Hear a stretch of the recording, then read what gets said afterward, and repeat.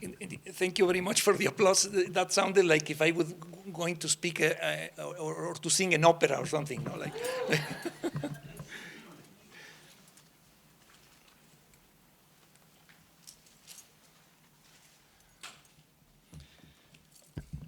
Good morning, everyone. Buenos días a todos. All of you that were yesterday in the Getty and the day before yesterday, you will agree with me how spectacular were the activities, the talks, and the attentions that the Getty gave us. It was a great event and of great intellectual challenges and the discussions. I think was an excellent learning activity. Well, today we have the closing of our event. I am speaking on behalf of Cal State LA, and we want to greet all of you speakers and general public for accompanying us. I am sure with the pass of the day there will be coming more people. And to our symposium, 1519, The Arrival of Strangers, Indigenous Art and Voices Following the Spanish Conquest of Mexico, a symposium in homage to Miguel León-Portilla. It is for us a great honor and to have had the privilege to co-organize this symposium with the Getty Research Institute. We want to thank the generosity and the great coordination that we had with the officers of the Getty in this instance. All the aspects of the event were are flowing very well, so I think it's part of all that planning and the mutual understanding and everything. So I want to congratulate and thank again Kim Richter, Jen de la Fuente, and Mary Miller for giving us this great opportunity to interact and do this joint venture together. And also to all their staff who made possible the previous 2 days that we have that make us difficult for us to match today.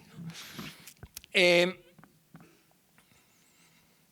want to thank also the students, my students of the Art History Society, who have worked amazingly and with a great dedication to run all these activities for the symposium. There will come soon the president of the society, so to talk to you a little bit about what they did. Our symposium, as we have mentioned in the previous days, because we have different people we have some of the same people and some different people every day, so I am going to summarize a few commentaries. Our symposium explores the situation of the indigenous populations and their contributions after the conquest. We recognize their achievements and their survival in that new difficult world in which they were immersed.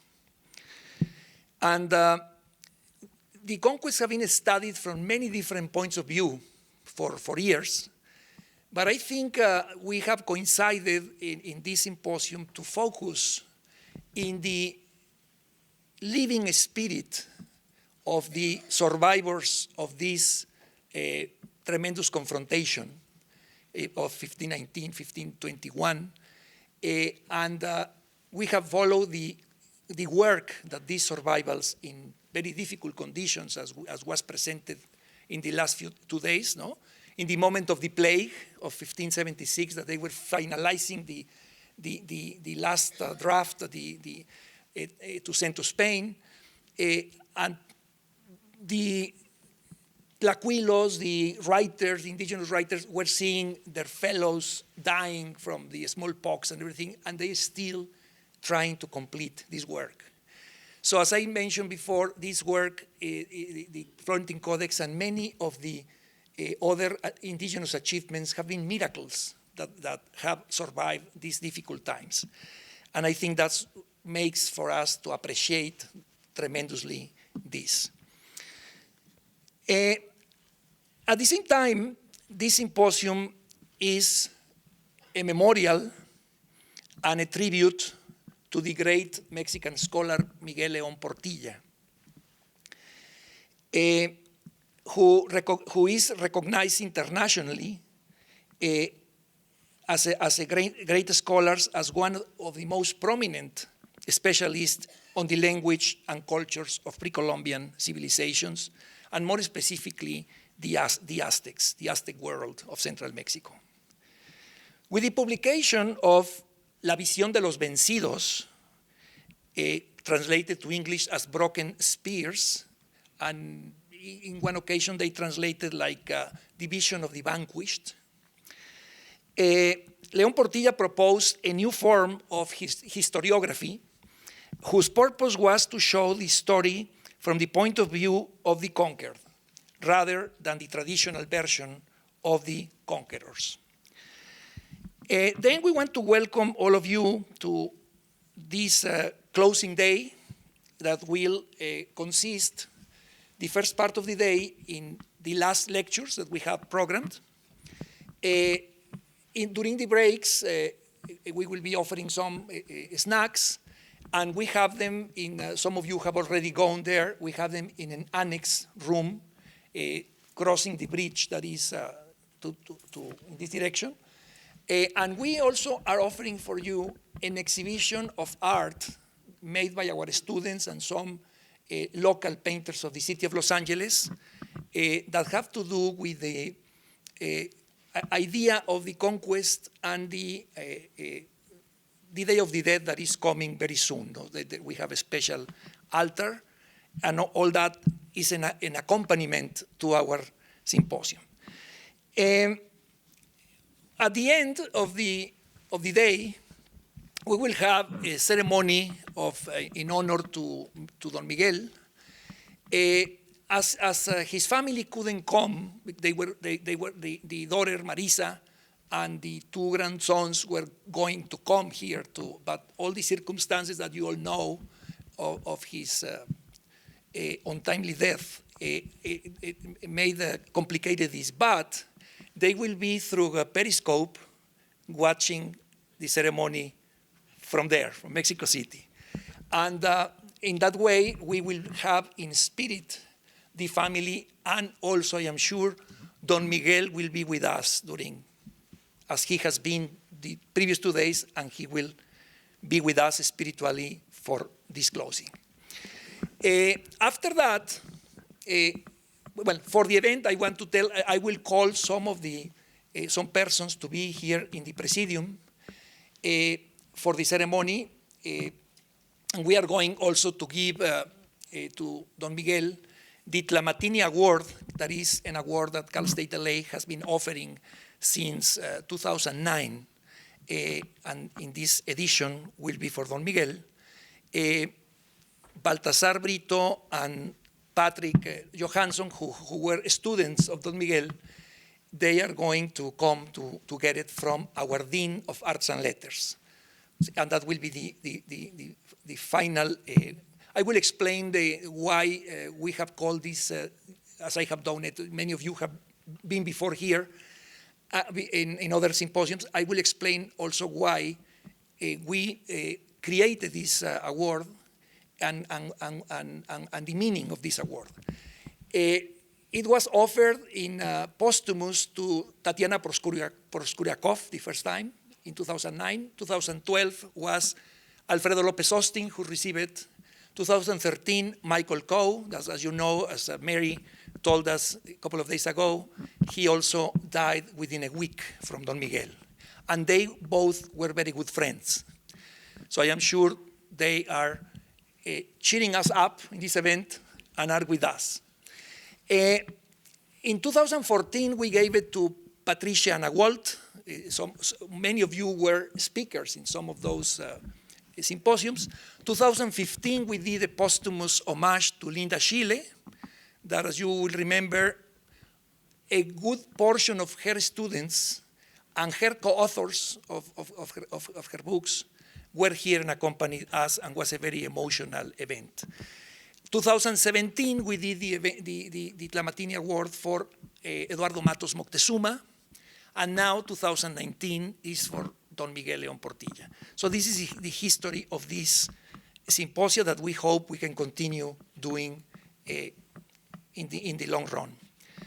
And we are very happy that the Getty believe in us, and as Mary explained yesterday, and we are here all together for this celebration of the life of Don Miguel León-Portilla.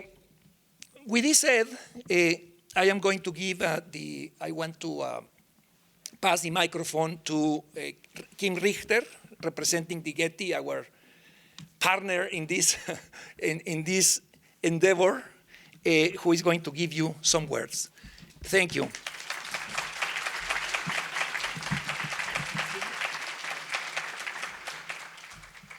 Good morning, everybody. Well, as many of you have heard me said, but for those of you who are joining us today, we at the Getty or at the Getty Research Institute specifically, we come to this event through our initiative on the Florentine Codex, which aims to bring this important manuscript, of which we've heard so much over the past 2 days, to the public, because we've digitized it and we will publish it online alongside its translation and transcription, so you don't have to keep looking for the correlation between the facsimile and the Spanish and the Nawa and the English. That's the vision. It's really just for me, because that drives me crazy. And so, and we will also do a publication on Book 12 that explores the narrative of the Spanish conquest as documented in the Nawa text and the Spanish interpretation of that text and the images therein.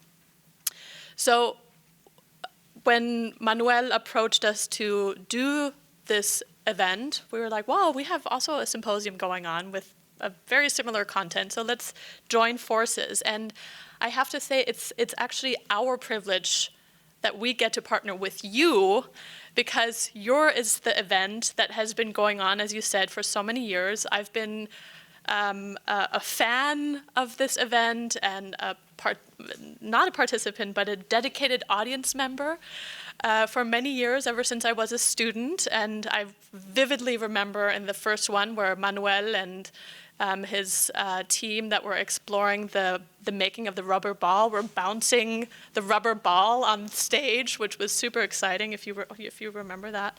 So it's been great. And this event, this symposium that Manuel and his students from the Art History Society put on every year, it's really been a service to us, to our community here in Los Angeles, because for years before Manuel started this, there was the Mesoamerican network that would regularly organize symposia and get-togethers, and it was always sort of a forum for us to come together and meet each other, and for students to see scholars speak and sort of the latest cutting research, and then that stopped happening. And so basically the symposium has taken that place, and it is the event every year that draws people from, across the U.S., from Mexico, from Europe sometimes, and so it's with great pride that we're participating this year in this collaboration.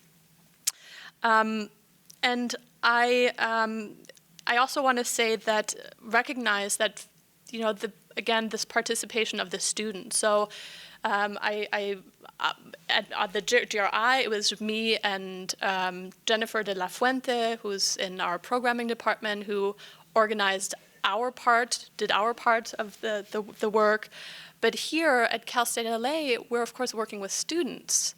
And so for us, it's our job, and we do it with great love and dedication, but the students are doing this, as Raquel said the other day, on top of their schoolwork and their studies and the one or many jobs that you probably have, and all the other things that you're wrestling with in your lives at this stage of your lives. And so it's really impressive that you have what you've pulled off. And every time we send an email, an urgent email, we always got a reply back. We had like this huge email list, and so someone would always get back. And so for us, it's been really wonderful to get to know you and work with you and partner with you and become friends over the course of it. So I just want to ask that you all give the students and Manuel a huge round of applause, because they were amazing.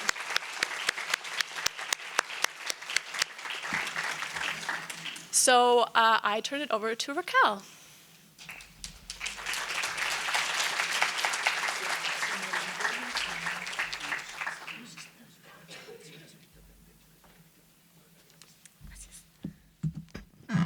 Hi, everyone.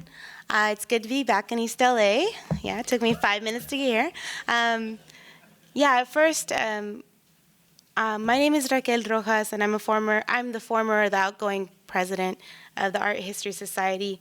And first, before we start, I would like to thank all the sponsors. We have so many sponsors this year, including the Getty, the Seaver Foundation, Cal State LA, and La Patria Tortillas, the Secretaría the Consulado, and many others. I'm going to go back to this one. And after reflecting on these past 2 days, I realized the privilege that I have at this podium in which I speak today. And I started to think about what it means to have knowledge. And the definition of knowledge is that they are facts, information, and skills acquired through personal experience or education. And when I was listening to these lectures, I thought about when I realized that I had a history. And my parents are from Michoacan, and they've been farm workers on both lands. And they have an elementary school education and had no concept of why I might need to know where I came from. The Chicana plight, you might know about it. Ni de aquí ni de allá.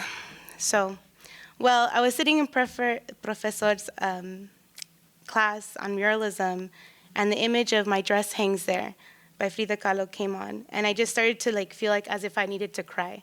Because at that moment, I had a divine intervention that reminded me that we are too part of the art canon. That night, I booked my first trip out to Mexico City, and I needed to see this art and this history for myself. That moment changed my life because I finally felt the urgency to write our own stories and create our own narratives. When you are sitting here listening to these lectures, please remember that you have Profe here at Cal State LA as a resource, and you have the access to our special collections of Mesoamerican books that he brought here so that we can have this knowledge too. If you have the privilege to leave this country, and remember, just remember that our history is there and that it's also up to us to discover it. I leave you with this, and that's it. But today, I have the great pleasure to introduce our new president, Erica, who has taught me so much, and I need to give her a round of applause for the work she's done thus far.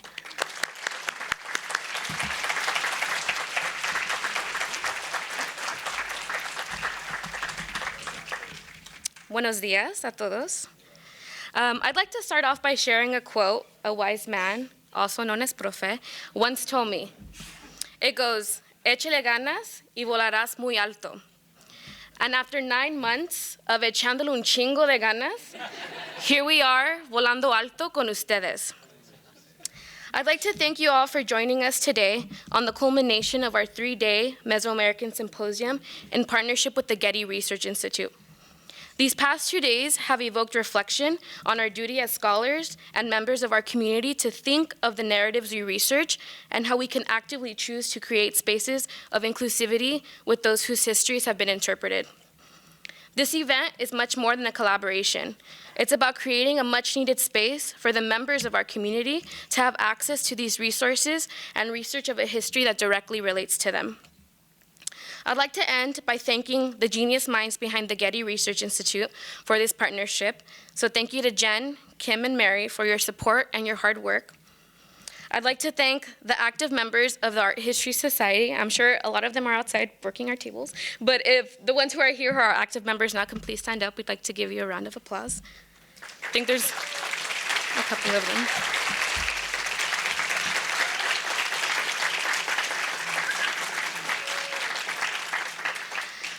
I'd like to thank our speakers for sharing their wisdom, research, and time with us. I'd like to thank Profe for the endless porros, guidance, and for instilling in us that we are the makers and tellers of this history. And lastly, Profe can stand actually. We can give a big round of applause.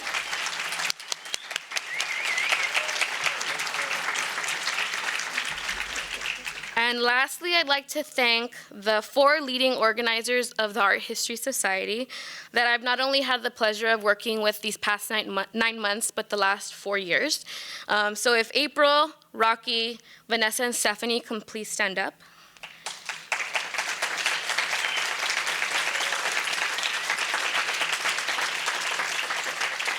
I'd like to thank them for taking on this challenge as if being full-time workers and full-time students wasn't enough. The countless hours in Profe's office, working through our creative differences, and for organizing this event with the benefit of our community in mind. This entire production, they are the hands and minds of this entire production here at Cal State LA. And with that said, we hope you enjoy the closing day of 1519, The Arrival of Strangers, Indigenous Art and Voices Following the Spanish Conquest of Mesoamerica. Thank you.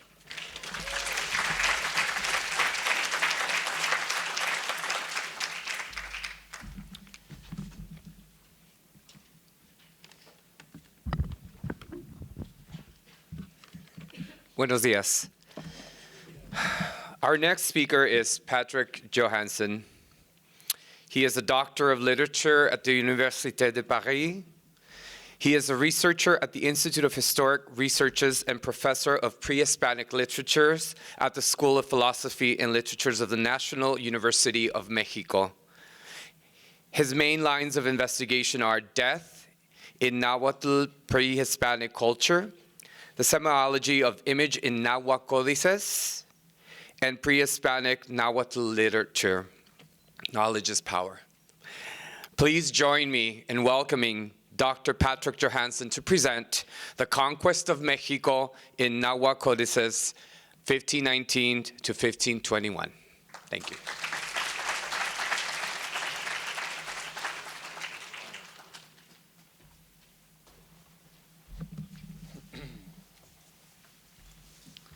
Tlanesi.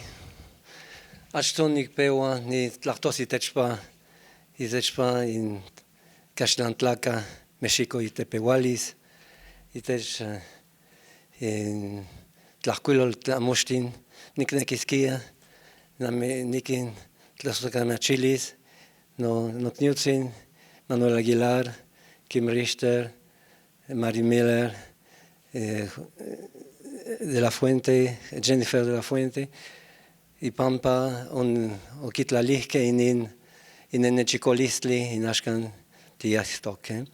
But just before I start to talk about, the conquest, of Spanish, Spaniards in Nahuatl codices, I wanted to thank all those people I mentioned and you understood, even if you don't speak Nahuatl. Well, it's rather ambitious. Estoy un poco así enfermo de la garganta. Me tienen que disculpar. You have to I'm sorry about that. And in this case, I won't be able to talk about Nahuatl codices. There are so many codices in this case, that I will consider just specific matters with, related, of course, in the Nahuatl codices, starting by what would be the encounter, about two epistemes, two manners of thinking, two manners of knowing the things, you know. And about time, I think it's very important because the Spaniards that came in 1519, Seacat, were coming from abroad, and they were coming in a lineal time, you know, from past, from present to future, bound to future, and they met a culture which had a cyclical time, you know. In this case, dates, you know, in like Seacat, one read, was coming back every 52 years, and of course, you know, the mentality, everything was perceived a very different manner in Spain and in Mexico, in Mesoamerica. In this case, the external coming, you know, and circumstantial coming of the Spaniards was perceived as something which had to be internal and necessary in this case, you know, because if something was occurring in that moment, it had to have been previewed before. So I'm going to start with the portents, Tetzawitl, the portents, which were announcing the coming, the future coming of the Spaniards. You know? In this case, there were very, very many portents which were considered as presage, because the portent might not be a presage, and in this case, Tetzahuella in Nahuatl means to consider a portent as a presage. You know? In this case, what you can read in this case, Tlahuizcalli igual como Quetzalla down was rising in this case, which is the very famous flame light which was coming up and which was announcing the coming of the Spaniards. And I would like to show you this one, which is a cryptical, really picture. Their syntax is very cryptical. You have the date, Seacat, 1363, and Ometecpat, 1364. One reed, two flint, and you can see the lines here which are connecting what is you know, a mica tlaquimiloli, a bundle of a dead man apparently, with footprints that are going down toward Tlaxapochtli, which is a black hole, and you have two smoking stars which are relating, you know, this mortuary bundle with the dates, you know. And I do think this, in this case, that was a prophecy, this was a presage of what was going to happen in the same dates, you know, 156 years later. The bundle is, you know, there is apparently a chimali, a shield, which might be the name of the people, what could be a people, you know, in this bundle. I do think in this case that it's not a bundle, this is Venus. This is Huaycitlalin. As you can see in the Códice Matriciense del Paseo Real, you have Citlalpol, you know, it looks very much like Venus. You have the smoking star in the middle, and you have also, again, this Tlamina when Venus is, you know, throwing arrows on the people. So I do think in this case, you know, we had a presage of the coming of the Spaniards. Another one, which is very interesting here, that would be that the Spaniards and also the natives, indigenous, were trying to find in their past, you know, the coming of the Spaniards. In this case, you had this interpretation, because this is Iscali, this is in the Codex Borbonicus, something which is talking about the feast of the month of Iscali, but you had, you know, a notation, God of the auguries, who told them the Spaniard would come and subdue them, which is the one on the left, which is the Sihuacoat. And then God of Maize, or of wizards, who confirmed what he had said, that they were coming to conquer them. And in this case, it's absolutely false, because really what we have here, it's, you know, the feast of Iscali, and in another folio, we have Moctezuma, que salía con los ornamentos del Dios Mayor. Moctezuma, who was dressed with the garments of the major god, and the other, the Papa, the high priest, you know. And they put an annotation, and who knows who did it, you know, really, because the informant, of course, could not have said that, you know. There is nothing to do, you know. That was a feast in Iscali, which had been done during very many years. No? Now there is something very interesting also, because the interest is to find out how the Tlaxcuilojque, the painters, the native painters, could perceive, with their painting, the arrival of the strangers. And we have here a vision of what they have said, and I think that the very first retrato hablado, a spoken portrait of the Spaniards, he called the best painter of Mexico. Tilancalqui had been sent to the coast to watch what the strangers were doing, and when he had come back, he called the best painter of Mexico, Moctezuma, an aged man. All sorts of colors were brought to him. Tilancalqui telling him what he had to paint. The Tlaxcuilo painted the ship as he, Tilancalqui, had seen it, and he painted the Spanish with their long beard, with white faces, and the body dressed in different colors, and the hats on their head, and caps, and their girded spades. So that's, I think this, if we don't have those paintings, of course, if they have ever existed, they're lost, But that will be very interesting, because that would have been the only painting being done really in a pre-Hispanic old style, All what we are going to see now, it's colonial, And I would skip very generally, because I want to go straight to the first.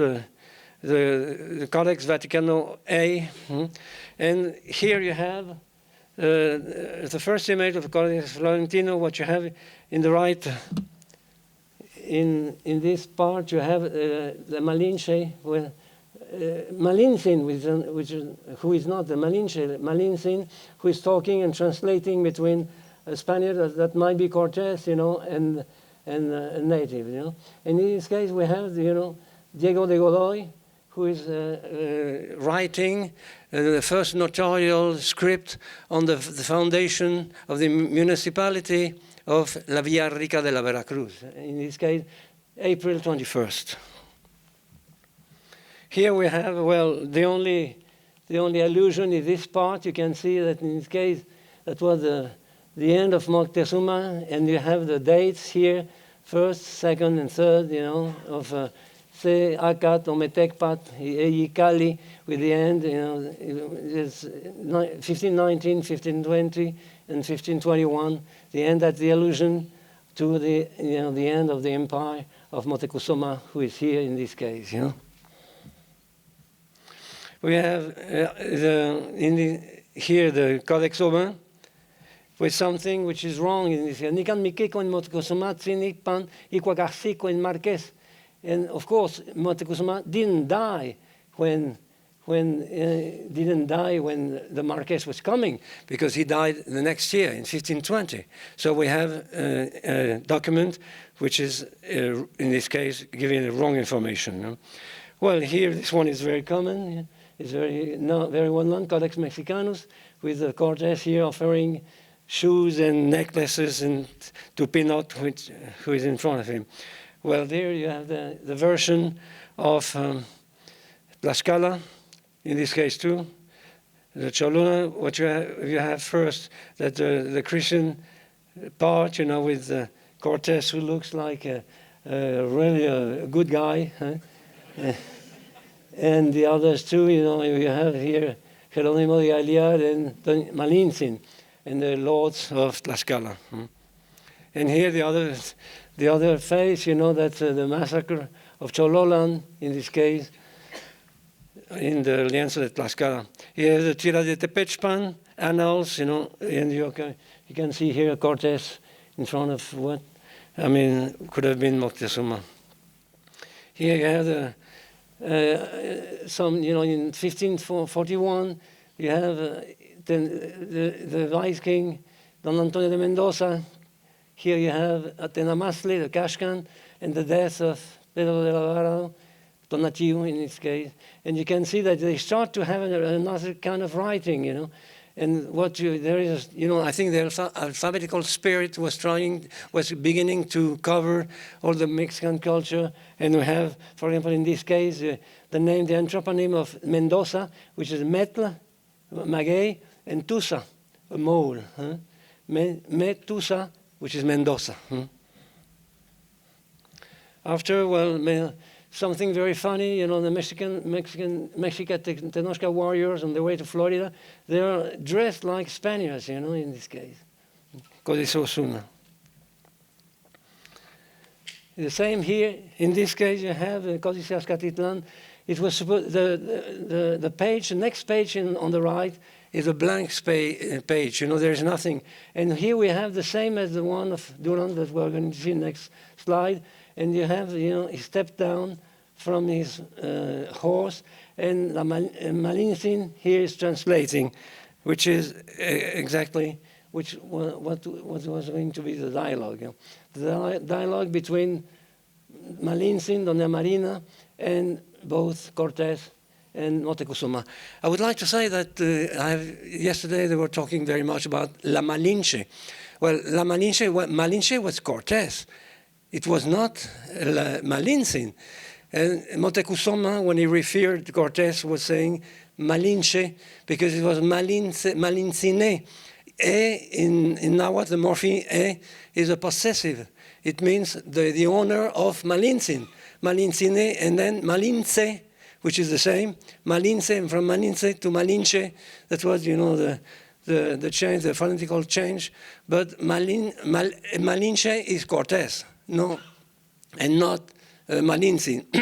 It will be interesting to find out when, you know, during the history of Mexico, Malinche, Cortés, became La Malinche, you know, with el malinchismo in Mexico, which is when you're you know, preferring things coming from abroad to things made in Mexico, you know.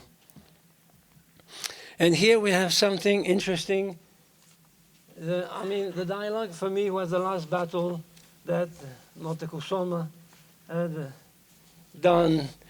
And you have here the dialogue, Quishamote, Quishamoyete, Yete in Moctezuma, Kamaka, Kanewat. You know, you could see in English, it's not you, are you not he? He, are you Moctezuma? Yes, indeed. It's me. It's very didactical, but I think it is showing that when Cortés is seeing for the first time Moctezuma, he is very surprised, just like if Moctezuma would be a myth. And there is something interesting that he said in the second, la segunda carta de relación. According to Cortés, Moctezuma would have said beside this, you know, the house, as you see, are of stone, lime, and earth.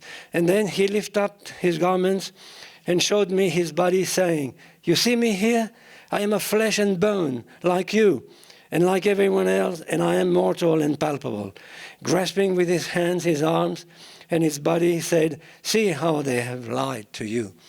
That's very interesting, because in this case, we know that Moctezuma knew what Cortés thought of him. And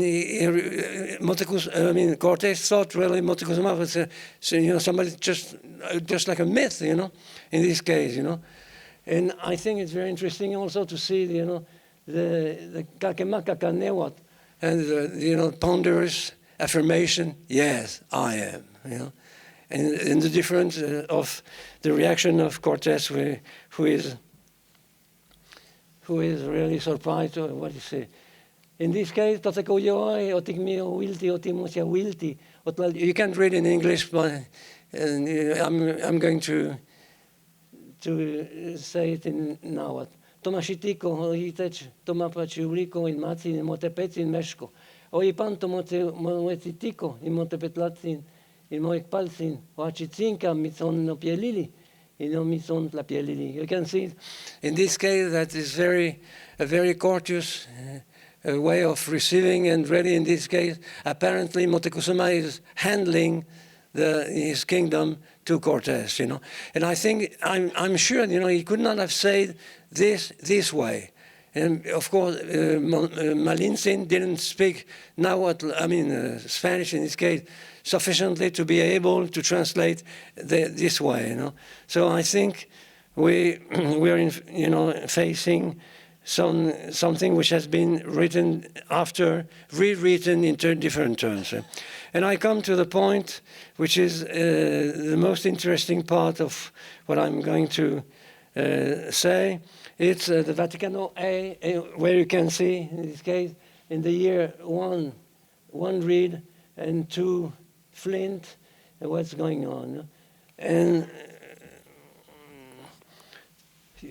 what we have first, we have the month, which is not occurring in all other codices. You have, Tepeilhuitl, the feast of the mountain, Quecholi, the month during which there were was the encounter that we see here.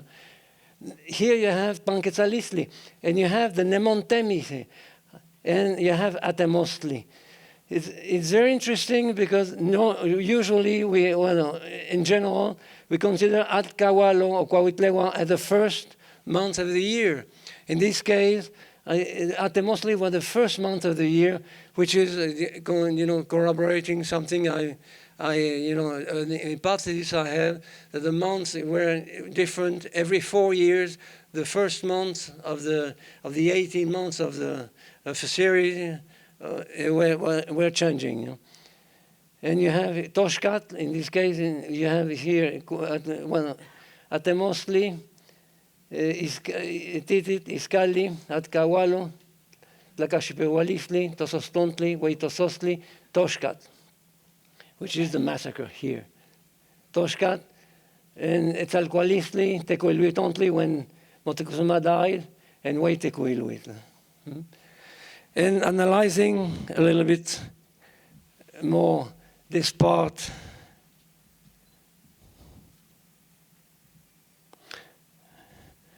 the proof that this is a bridge of Nemontemis would be that here we have Shiwit, Shumolpili, the binding of the years, which would be a proof that in this case Atemostli was the first month of the year, 1519 and 1520.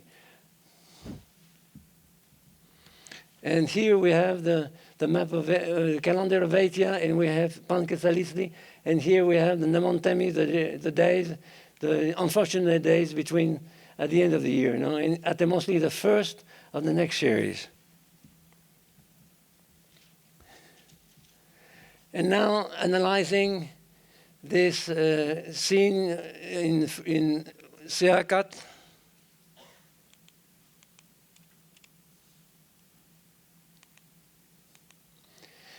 What can we see? Here we have Cortés with the spade of Santiago, the banner of the Holy Spirit, the cross, on his horse, with colors, certainly colors which are meaningful, in this case. And here we have the lip plug or chin plug of the allies, of the native allies of Cortés. And here you can see that, the difference between what we have seen before, when Cortés was stepping down from his horse and talking very friendly to Moctezuma. Here Moctezuma is naked, almost naked in this case. Doesn't work anymore. He's almost naked. You can see that the crown, the shuitzoli over his head, is just the reference to his name. But he has some kind of a garland of what seems to be more something golden than flowers. And the fact that he's naked shows that he's absolutely defeated. And the proof is also here when you see Tlahuicole. You see here, for example, in the lip plugs, the chin plugs of Huexotzincas, and Tlahuicole, which has been also captured by the Mexicas, and who had fought against Huexotzingo, and after he had been executed and sacrificed by the Mexicas in here. But you can see that he was also naked, and we can see also that in this case, the lip plug or the chin plug is an identification for the allies. Cortés with a spade. Moctezuma naked and barefoot, with a garland of 7 golden, it seems like golden objects. Xutecutli, the fire god. I do believe that the fire god for Xiu, the blue things here, and really the red and black of the face is the fire god. And as we have seen before in the Codex Borbonicus, he was in the feast of Iscali, he was acting like, he was dressed like the god of fire, And yes, I have to go faster. Cortés in Ashagat Palace. Here is the toponym. And what I do believe that Moctezuma had a strategy. I think in this case that, knowing the concept of time of the Aztecs and of the Spaniards, that Moctezuma knew that he was defeated in terms of, in military terms, martial terms, but he could fight with religion and magic. So I think he had a strategy, and here we have the date, the date of the arrival. The arrival of the Spanish came into Mexico in one wind on the count of days and one reed on the count of years. And the next day would be the 10th of Quecholi. And the dates was very important. Of course, he could not do anything about the year, because, Seacat was the year the Spaniards had arrived. But I think it's very important to see that this this one reed was under, the astrological influence of Tepeyolot, and you're reading here the divinity associated to the year Seacat was Tepeyolot, the heart of the mountain, the goddess Tosi, our grandmother. She provoked earthquake. It was the mother of the gods.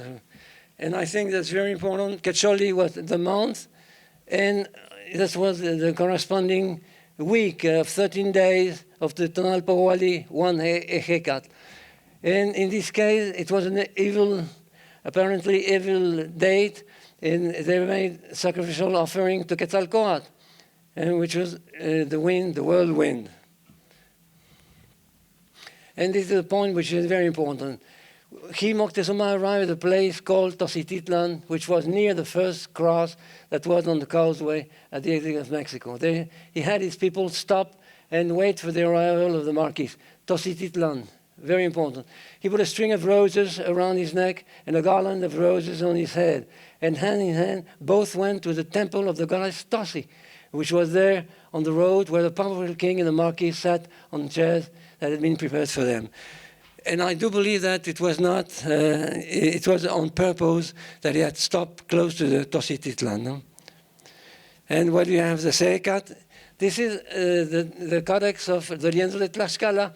Again, we are supposed to have here, over there in the right corner, here you have on the right corner, you have Tenochtitlan. But I think this is something very different, because this is the Temacpalixtotique. If he were a common man, so was it said of him, he was dead when he caused someone to be possessed or become stupid, he danced with a forearm, a woman died in her first childbirth. What they call the Temacpalixtotique. He had the virtue to deprive the members of the household of their strength. They would cause them to swoon. They would not move anymore, nor speak, even though they saw what was happening. I mean, the Temacpalixtotique was, some kind of a sorcerer. He would perform witchcraft. And what I do here that we have this guy is here. The hand, Macpali in this case, would not be the toponym, the glyph, toponymical glyph of Tenochtitlan, but will refer this guy. Tenochtitlan would be Tenochtitlan, but Te is personal pronoun. Te Macpal, the palm of the hand is Te Macpalixtotique, those who dance with the forearms or who make a forearm dance. And we in Tetlepanquetzatzin, the next one in this case, we have, you look at see his name, you have Tentli, the lips, and you have with something which is over it, and which is exactly the same as this one, what we have here under the arm. The position of the arm cannot be just something realistic. No, it has to be something which is meaning. You have this hand of Temacpalixtotique, and you have this sign. Tetlepancasa, to bewitch someone, indefinite pronoun for people, Tepancasa, to bewitch through sortileges. And I think even though the Lienzo de Tlaxcala is of the Tlaxcaltecas, no? They have really an indication that they were doing something against the Spaniards in Tocititlan. Well, here you have the difference between the years, between the first, there are 14 months which are missing in the series of the corresponding months, 7 months of the year to take part, and 1 and 3 Cali. And here we have the end of Mexico Tenochtitlan in 1 card, 1 serpent. And here you have, apparently, Cuauhtemoc intended to break through the siege with his family. And that was the end of the nation in Michael Huitantli. And that's all. Thank you very much.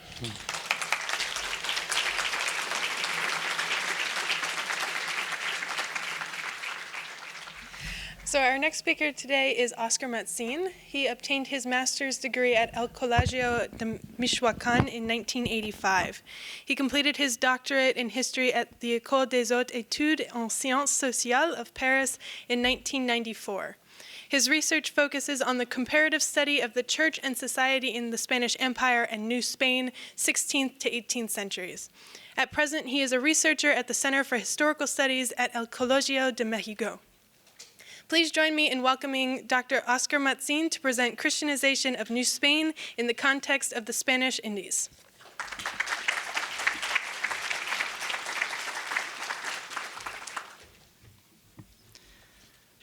Speaking of truth, I truly want to thank my friend Manuel Aguilar for having invited me to participate in this symposium. And I also want to express my deepest gratitude to Jennifer and to her staff for making it possible. Christianity was the official religion of the Indies. However, numerous native religions existed along with it. Several solutions and proposals had to be taken into account to solve the complex problem of Christianizing the new societies. Indeed, the most characteristic and long-lasting manifestations of that process are those of Tridentine Catholicism, which crystallized in Baroque art. This was not some fixed monolithic body of dogmas and beliefs. Rather, ritual, literary, artistic, and material expressions encompass the practices of all social groups, as well as traces and practices of the indigenous religions. Art and culture inevitably blend, sharpened, and are displayed through conflict against paganism and idolatry. In a deeper sense, this complexity resulted from an impulse that sought to draw the human world nearer to the spirit of the Christian message. The alcalde of Mexico, the merchant of Lima, the mule driver of the Andes, and the fisherman of Cartagena were extremely sensual beings who were glad to be grouped in confraternities for the purpose of making themselves seen and, once in sight, appreciating gold and the arts, and manifesting their pride on their saints and their virgins. Whether Indians, mestizos, Spaniards, or people of African or Asian descent, they did not live cloisonnés in ethnic groups and took advantage of every occasion to worship and celebrate. The Church established a particular novel system imbued with extremely original methods, such as catechisms written in Indian languages, doctrinas or early parishes, missions, sermons, monumental art, processions, and the beatification and canonization of local personalities. It was by means of such measures that it succeeded in Catholicizing the Indies. In this sense, the symbols, meanings, and practices related to human destiny and the general order of the universe, encompassed by religion, should be approached as a cultural system. In this context, I'm especially interested in identifying a certain number of trends typical of New Spain, albeit not forgetting Peru. This is primarily because the Spanish West Indies constituted a single body of domains under the Spanish crown that cannot be dealt with separately. We will begin by recalling two aspects, though only briefly: the role played by the crown and the role and presence of the regular and secular clergies. From the early Middle Ages on, Iberian monarchs served as God's vicars in their kingdoms, defenders of the faith responsible for the salvation of their subjects. Recognition of their right to ecclesiastical patronage over the Indies, obtained from the papacy, confirmed this vocation and legitimized their sovereignty. Thus, Christian doctrine was inseparable from the administration of justice, the main attribute of the king.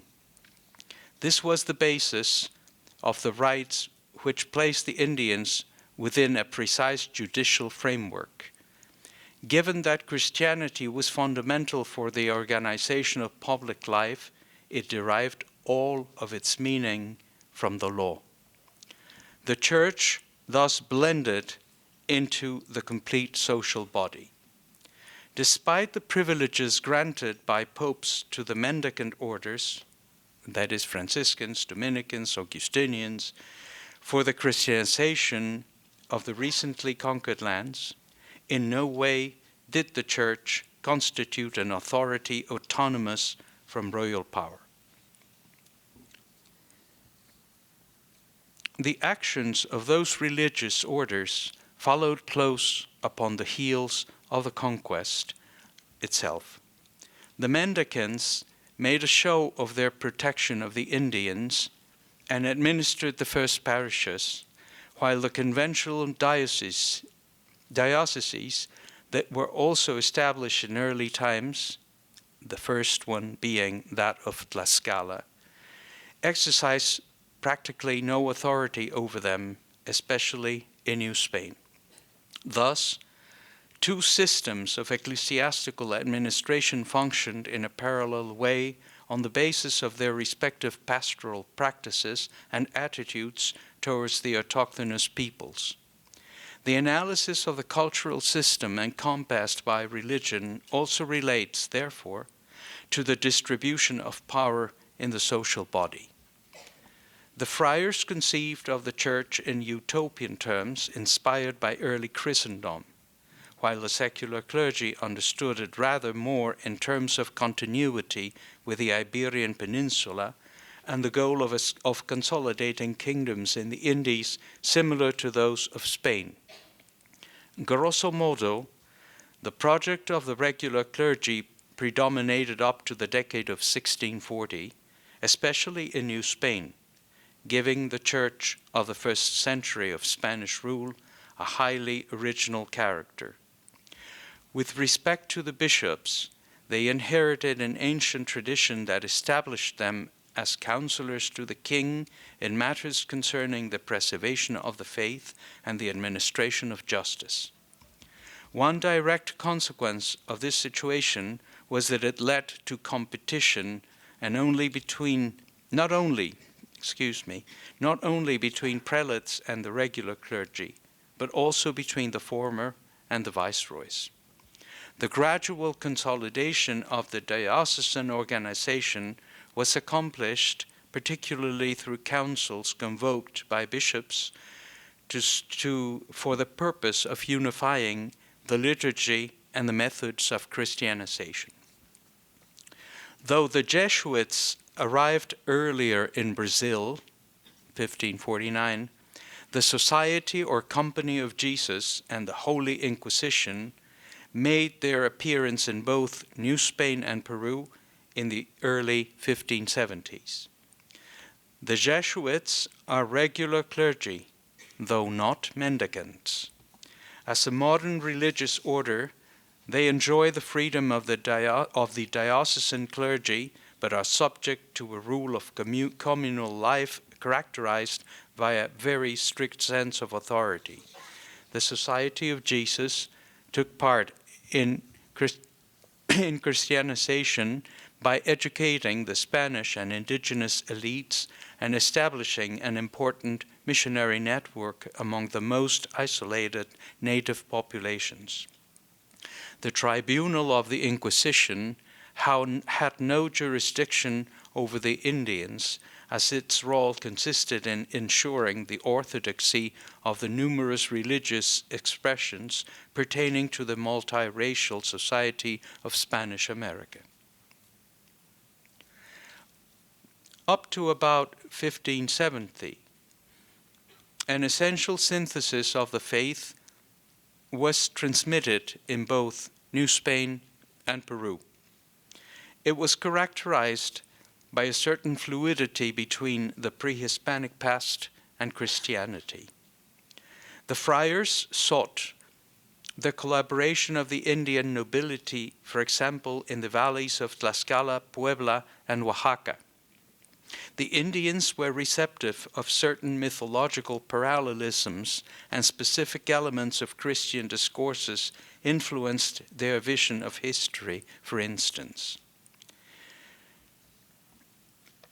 The existence among their pagan ancestors of a first humanity that rebelled against God, and the journey of one of Christ's apostles, St. Thomas, through the territories of the Indies.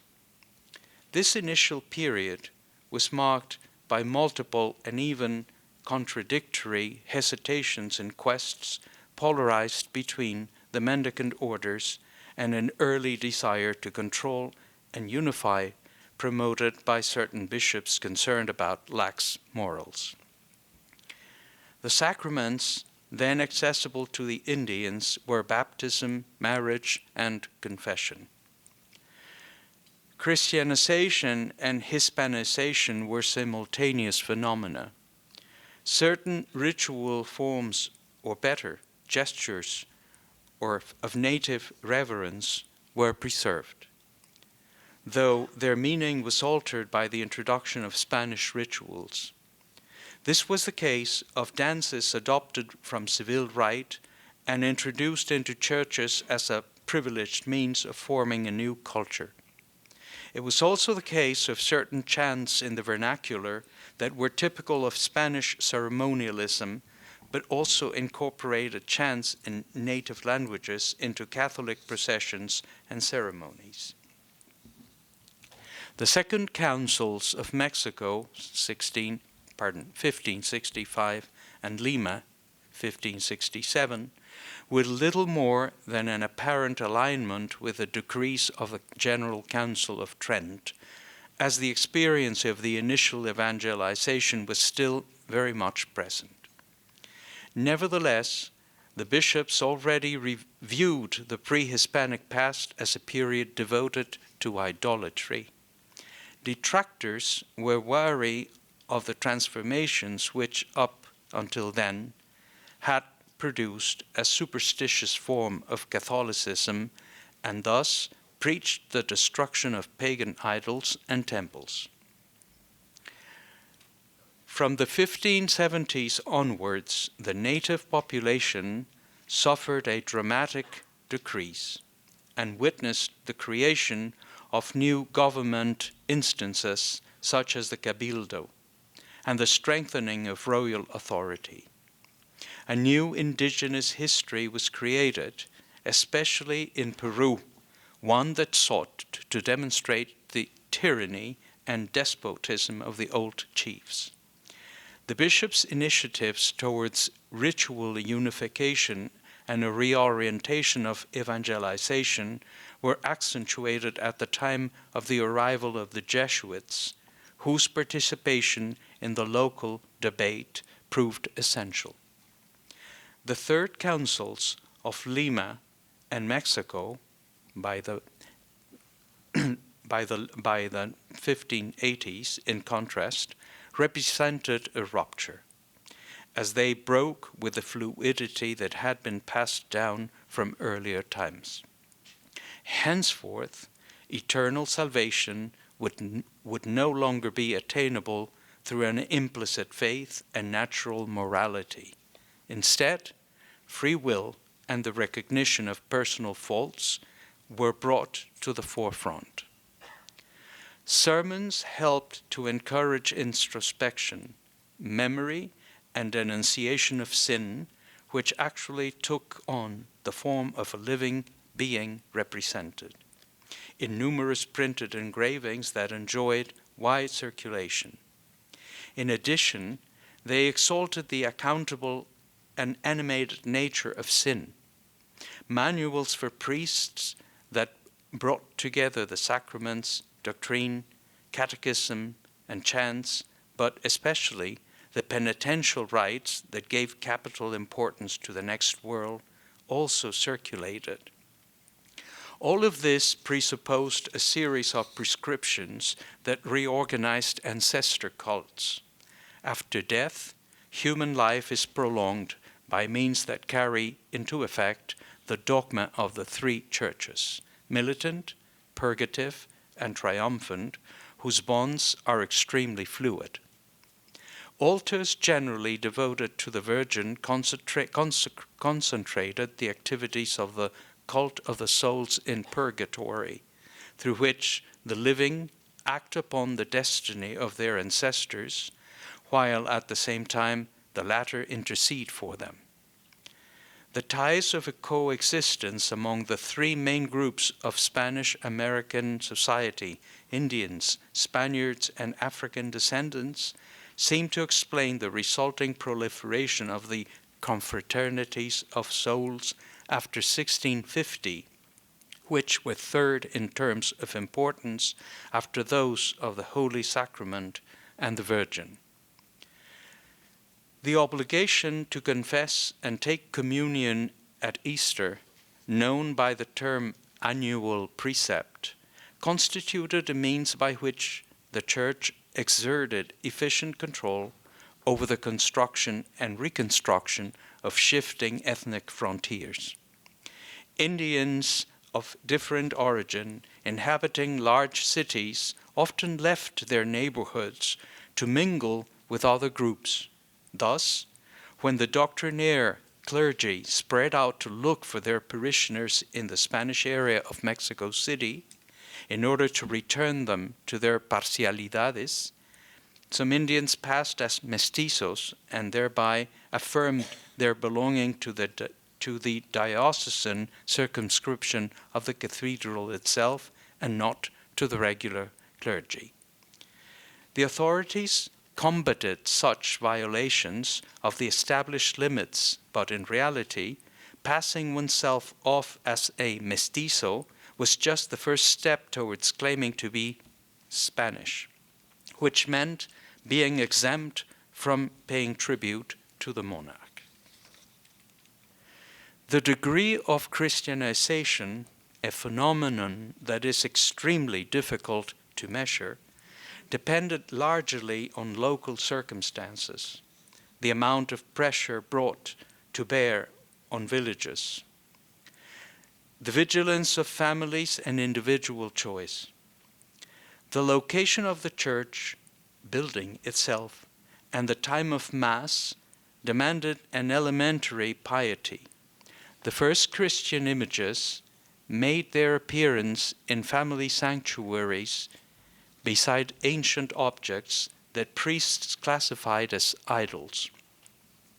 This composite panorama in which Christianization is at one and the same time both irrefutable and superficial can be explained in several ways and differed considerably among different domains of the Indies.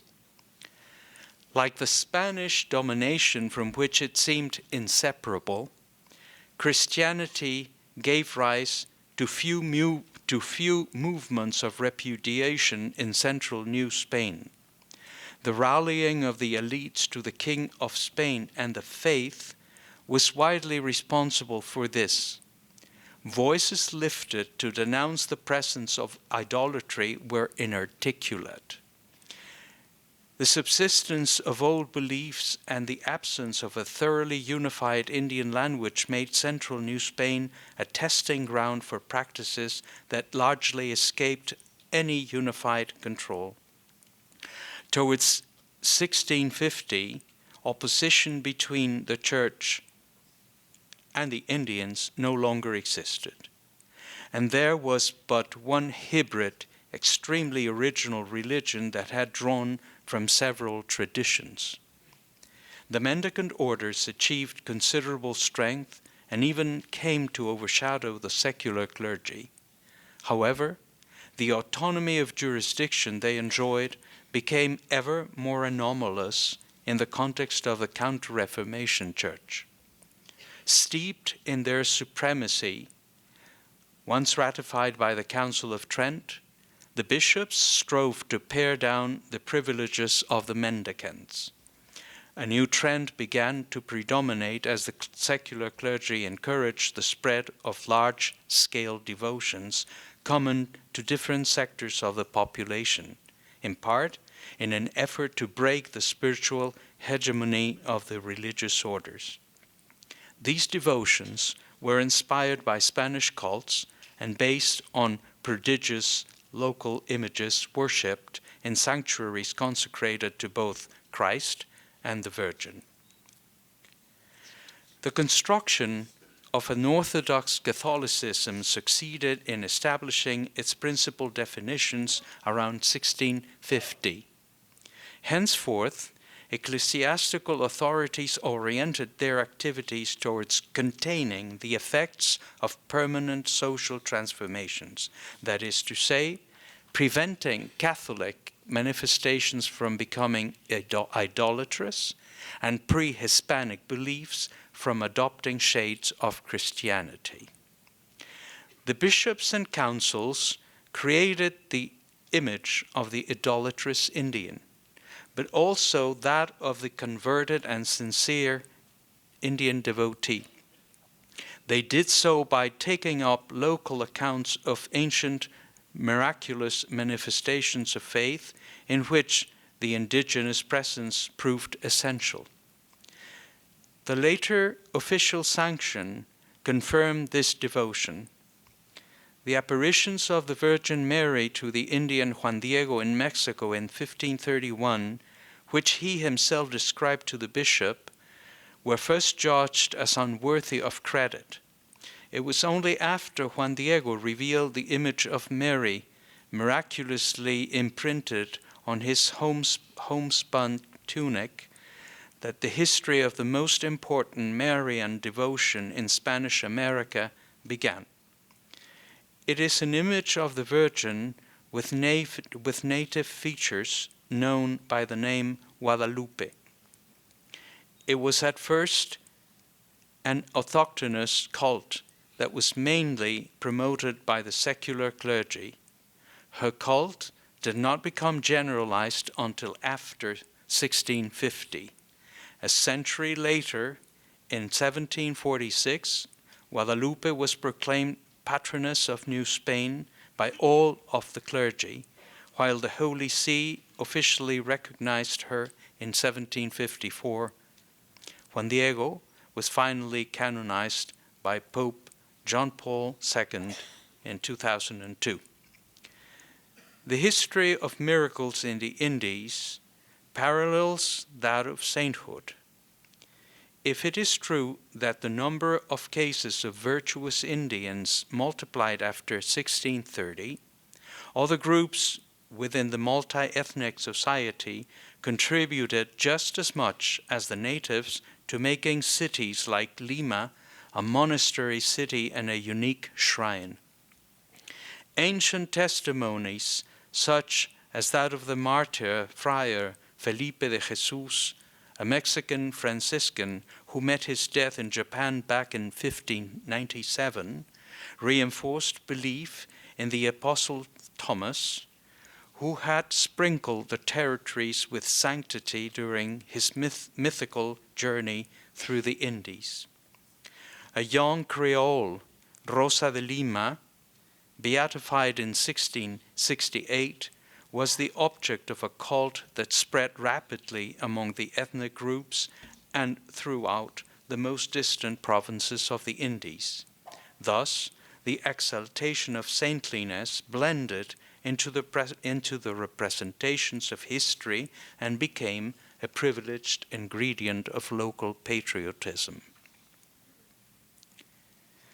Any examination of the diffusion of Christianity in central New Spain must disavow the postulate of a generalized syncretism or third religion.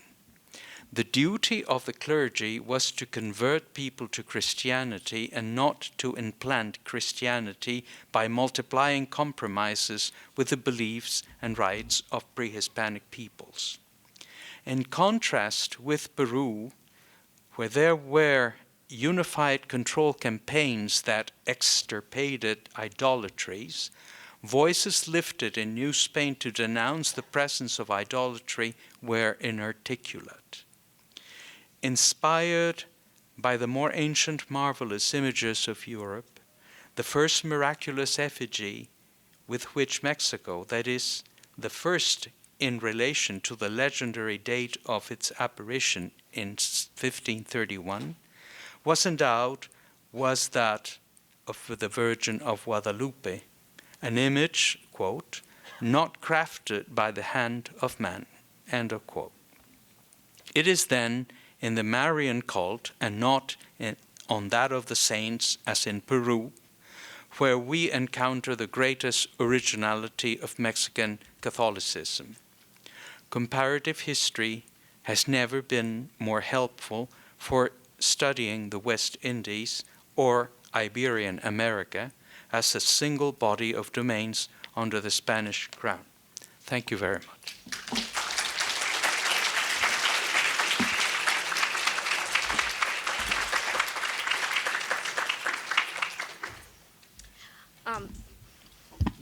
This calls for our first break. I do invite you all to return at 12 and to also follow us across the bridge to the Los Angeles room for some drinks, snacks, and to check out our exhibition titled Honoring Indigenous Voices.